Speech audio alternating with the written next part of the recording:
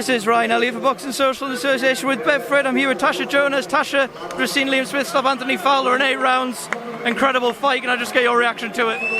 Yeah, it was a brilliant fight. I knew it was going to be tough for the first half of the fight for Liam, but I actually did predict round 8 onwards that it started to get tough for Fowler, and it was a great knockdown the first time, and a brilliant finish to the fight, unfortunately for Fowler. But I thought when he came out, he was very sharp. His jab was on point, and he made hard work of it. But I knew that was going to be, if he was going to have success in the earlier round. So yeah, brilliant fight. You mentioned it there. Anthony Fowler actually made a blistering start to this fight. He cut Liam Smith, but Liam slowly came back into it. Did experience tell tonight? I think so. I think everyone thought that, the young Fowler's the younger, fresher, boxer, and it was a big, massive step up and a big ask for him. And Liam's experience, Liam's probably one of the most underrated fighters, and I've trained with him alongside him. His boxing IQ is phenomenal. And yeah, just every little things that he does, little stabs, little cuts the ring off, and I think it told tonight. But hats off to Fowler for stepping up and taking that. And yeah, it was a brilliant fight, and I think at the end of the day, both sets of fans came out for a good fight, and it didn't disappoint. It was a brilliant fight from both fighters. And Liam this week, when I spoke to him and from the press conference, he really seemed to have a bit of a chip on his shoulder going into this fight. Do you think he really wanted to prove a point tonight?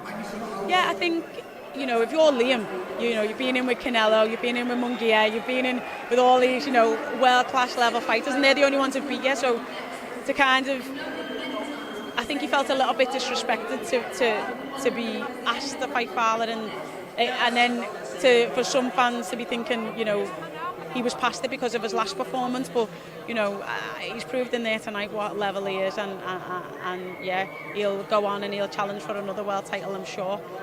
Just a couple more from me. We also saw Cheeseman Williamson, a brilliant win for Troy Williamson. Where does that rank among the best fights you've seen from ringside? I'm going to sound a little bit big-headed here, but Ted's a bit like myself. He's in fight of the years all the time, and that his last one was against JJ Metcalf was brilliant, and I think that one tonight it's going to take some beating.